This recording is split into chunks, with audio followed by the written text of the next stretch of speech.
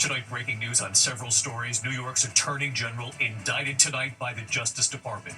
Also just in, U.S. troops will be sent to Israel now to help monitor the Gaza ceasefire deal. And the nor'easter building off the East Coast tonight. First, just a short time ago, New York's Attorney General Letitia James, one of President Trump's fiercest opponents, indicted. Just weeks after former FBI Director James Comey was indicted, and after the president publicly called on his attorney general to take action, singling out Comey and Letitia James by name. Also just in tonight, the U.S.-led peace plan agreed to by Israel and Hamas. The celebrations in Hostage Square in Tel Aviv. Families waiting for 2 years, reacting to the news that the hostages could be released by early next week. In Gaza tonight, children cheering with excitement. And this evening, the U.S. now saying it will send hundreds of troops to Israel to monitor that ceasefire. Here at home, tracking what could be the first nor'easter of the season, threatening the East Coast with damaging winds and potential flash flooding. The Carolinas right up into the Northeast, from New York up to Boston. Lee Goldberg standing by with the forecast. Tonight, the government shut down Day 9. House Speaker Mike Johnson confronted on live TV by a woman saying she's the wife of a military service member who isn't getting paid. You will hear the moment and how the speaker responds. Two high-stakes legal showdowns tonight challenging President Trump's authority to deploy National Guard troops into American cities, Chicago and Portland. Tonight, 500 troops now on the ground in the Chicago area. This evening, the case making national headlines, the mother accused of trying to poison the father of her child, what she allegedly poured into his wine, and what she now claims. The images coming in, the armed standoff, 2 officers shot and wounded. Look at this tonight, a young child running on the interstate at night, nearly struck by an SUV. What an officer did to save this child. And this question tonight, if you drove past this home, would you call the fire department? That's the question a whole town is asking. From ABC News World Headquarters in New York, this is World News Tonight with David Muir. Good evening. We begin tonight with breaking news here for the second time in 2 weeks, and at the urging of President Trump, one of his fiercest opponents has been indicted. This time, New York's Attorney General Letitia James, late today indicted, now facing 1 count of bank fraud. As Attorney General, she'd been a longtime critic of President Trump's. Her indictment comes just weeks after former FBI Director James Comey was indicted. Comey was in court pleading not guilty just 24 hours ago. These indictments come after the president publicly called on his Attorney General, Pam Bondi, to take action, singling out James Comey and Letitia James by name in a social media post. Tonight, Letitia James now indicted. Here's our Chief Justice Correspondent, Pierre Thomas, leading us off. Tonight, New York Attorney General Letitia James becomes the second political enemy of President Trump to face indictment, just 2 weeks after former FBI Director James Comey was charged with lying to Congress. The Justice Department announcing that James is charged with 1 count of bank fraud, which carries a maximum sentence of 30 years in prison and up to $1 million fine. Prosecutors allege that James misled a bank in order to get a more favorable term on a loan, specifically claiming that property was going to be a residence when, according to prosecutors, it was going to be rented for profit. Tonight, James firing back. These charges are baseless, and the president's own public statements make clear that his only goal is political retribution at any cost. The indictment was sought by newly picked U.S. Attorney for the Eastern District of Virginia, Lindsay Halligan, one of the president's former personal attorneys with no prosecutorial experience. She did so just weeks after President Trump forced out her predecessor, Eric Siebert, after he refused to indict James or former Director Comey. The indictments come just weeks after President Trump, in a social media post, publicly called on Attorney General Pam Bondi to bring charges against James and Comey, writing, "They're all guilty as hell, but nothing's going to be done." It looks to me like she's very guilty of something. James has been a target of the president since she won a $500 million civil fraud case that held Trump liable for overvaluing his golf courses, buildings, and a Trump Tower apartment. There are sources tell ABC News that today's indictment of James, on the heels of those charges against former FBI Director Comey, are meant to send a message.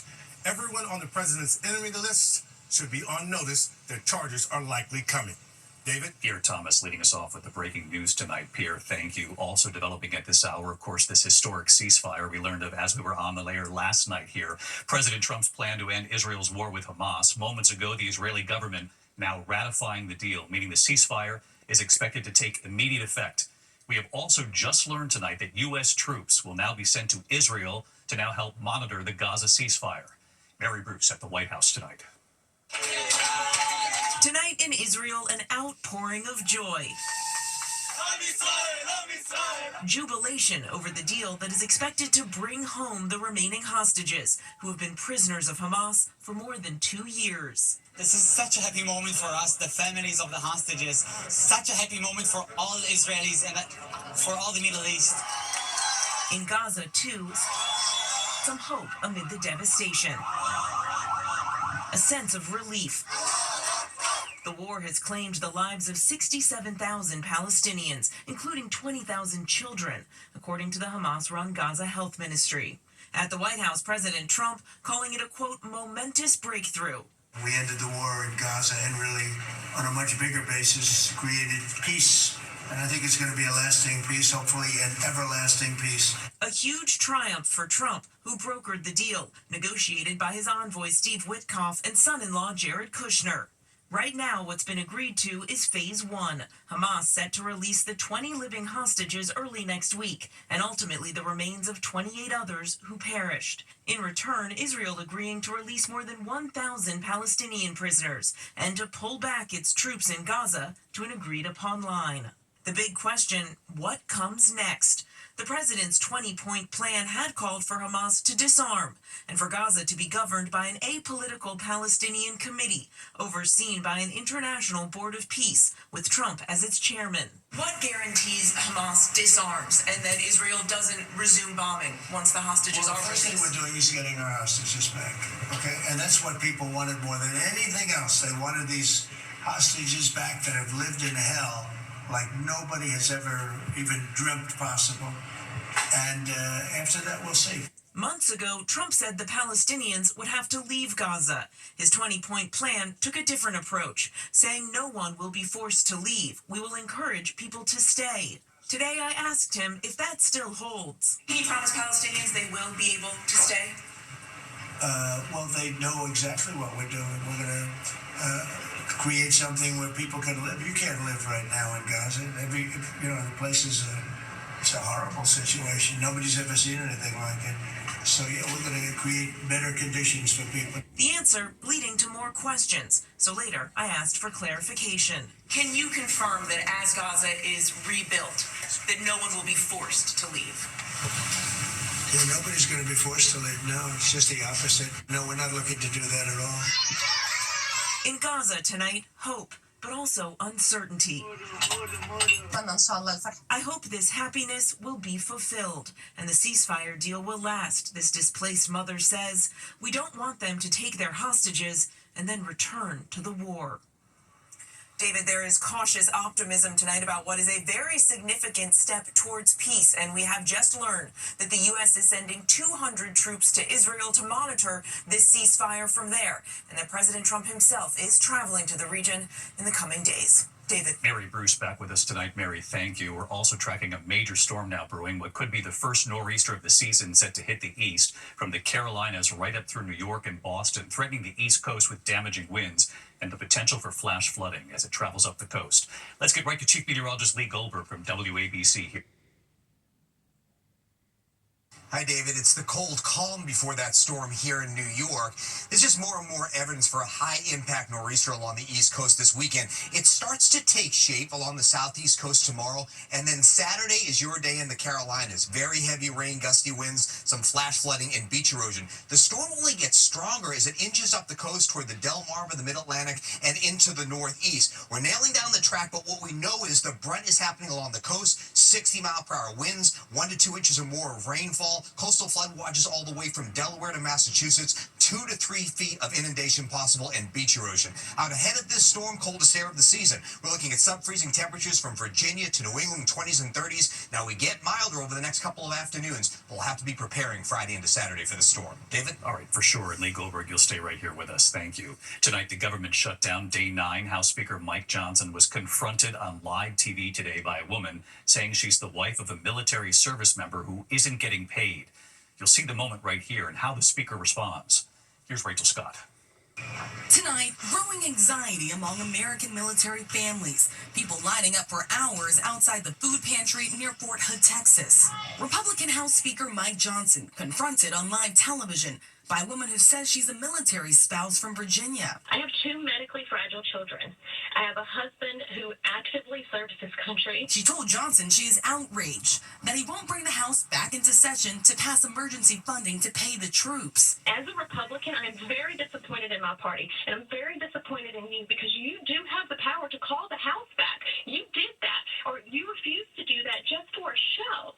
I am begging you to pass this legislation. My kids could die. You could stop this, and you could be the one that could say military is getting paid.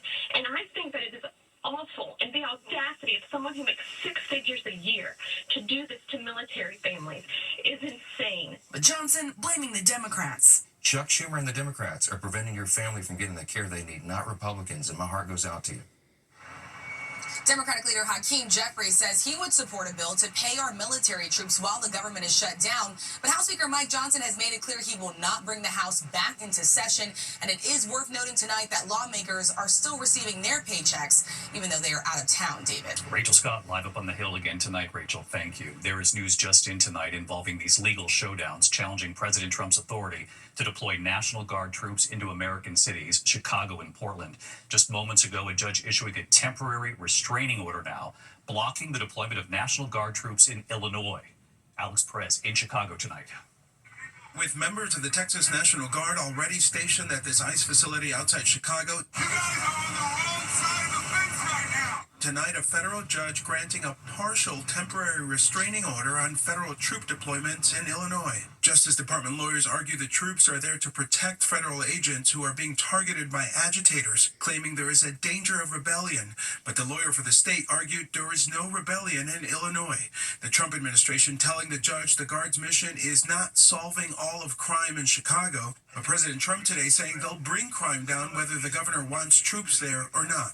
They don't want to have a safe Chicago, and we can solve the problem very quickly. And we're doing that anyway, regardless of if he doesn't want it or if he does want it. Overnight, protesters taking to Chicago streets. Illinois Governor J.B. Pritzker is vowing to fight aggressive tactics. Look at what ICE and CBP are doing. They're wearing fatigues. They're carrying long guns, automatic weapons. They're coming to downtown Chicago, Michigan Avenue. What is the purpose of that? It's all a show.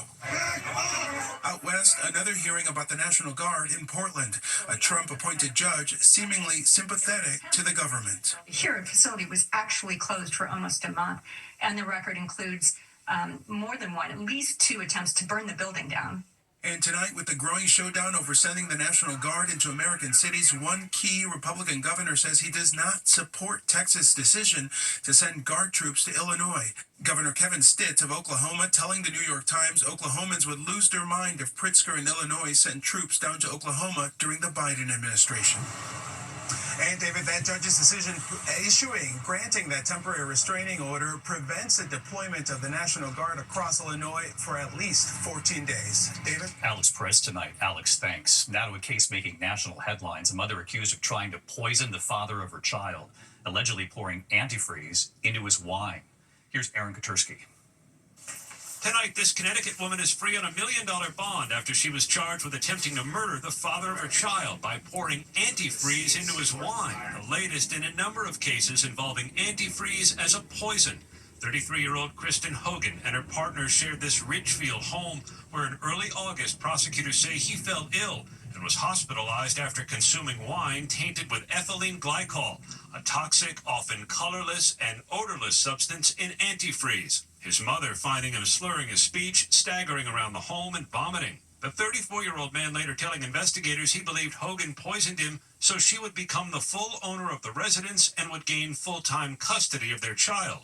Police say Hogan searched the internet for potassium cyanide and monoethylene glycol, as well as how much monoethylene glycol would kill you. Prosecutors say she initially claimed she needed the substance to clean the carpet at her mother's house, but eventually told investigators she never intended to kill her partner, but just wanted to make him sick as payback for him being mentally abusive.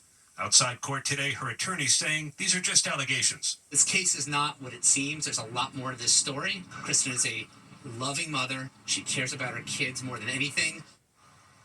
Hogan did not enter a plea today, David. As part of her release, she was ordered to undergo a psychiatric evaluation, wear an ankle monitor, and stay away from the alleged victim. She's due back in court in December. David? Aaron Katursky tonight. Aaron, thanks. Next tonight here, 2 police officers shot and wounded responding to a domestic dispute in Miami.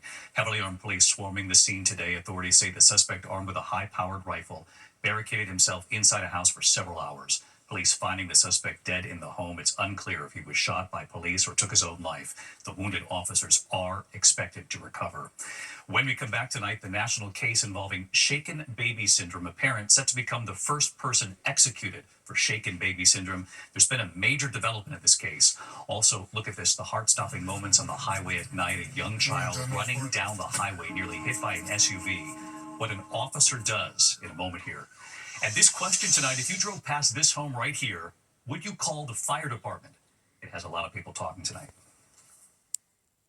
Tonight, the Texas Court of Appeals has halted what would be the first execution of a prisoner convicted of shaken baby syndrome. Robert Robertson, found guilty in the death of his 2-year-old daughter back in 2002. He was scheduled to be executed next week.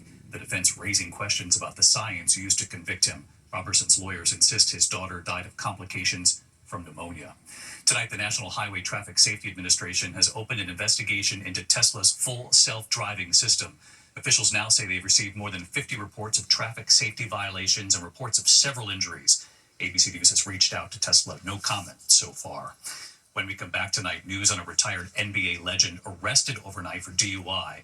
And then that heart-stopping close call on a dark highway, a young child running down the highway. What an officer does to save the child in a moment here. To the index of other news tonight, and the child saved on a Florida highway. A quick-thinking officer saving a young boy in Northport, Florida, that's near Sarasota. The officer spotted the boy running down the middle of the dark highway, nearly getting hit by an SUV at one point. The officer flashing his lights, honking his horn to warn that driver. The officer then pulling over, chasing, and then grabbing the boy. Police say the boy, who has developmental delays, had wandered from his home despite safeguards the family had in place inside their home. We're just glad he is okay tonight. This evening, retired NBA legend Paul Pierce has been arrested in Los Angeles on suspicion of DUI. He played 19 seasons in the league, most with the Boston Celtics, before retiring in 2017.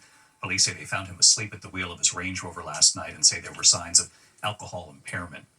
When we come back here tonight, take a look at this home. Would you call the fire department if you drove past it? It has a whole town talking tonight in a moment here. Finally tonight here, the home in one heated debate just days before Halloween. Tonight here, the burning question in Fountain Inn, South Carolina, just outside Greenville. If you drove by this home, would you call the fire department? What looks like fire through the window, smoke billowing from the front porch. But keep in mind, Halloween is just weeks away.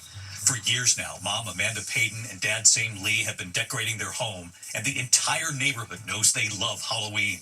Even hosting a free pumpkin patch in their own yard so that the community can pick out their own pumpkins. But this year, neighbors say they have really outdone themselves. These decorations are the best. Their neighbors, husband and wife Hunter and Hannah Bullock. I thought, do I need to call the cops? Terrifying. It's such a good way. Chris drove in from Greenville. I feel like I feel heat like from right here. Like, that's crazy. What they've done to their home is so convincing, people driving by have actually called the fire department. The family, it turns out, gave the station a heads up. Good evening, David. Fountain Inn Fire Department Chief Russell Alexander in on it. He and his fire station actually at the house, using it to film fire safety videos. I want you to have a couple ways out of your home. We're out here doing a little work with the Red Cross, trying to educate the community with some pretty clever decorations. And joining us too, Hey, David. the mom and dad behind it, Sam and Amanda, on why they love Halloween. Anything we can do to give back to the community and have a little bit of fun on Halloween, we're game. They are definitely game. It's pretty impressive. By the way, that's North Main Street in Fountain Inn, South Carolina. You don't have to call 911. I'll see you tomorrow.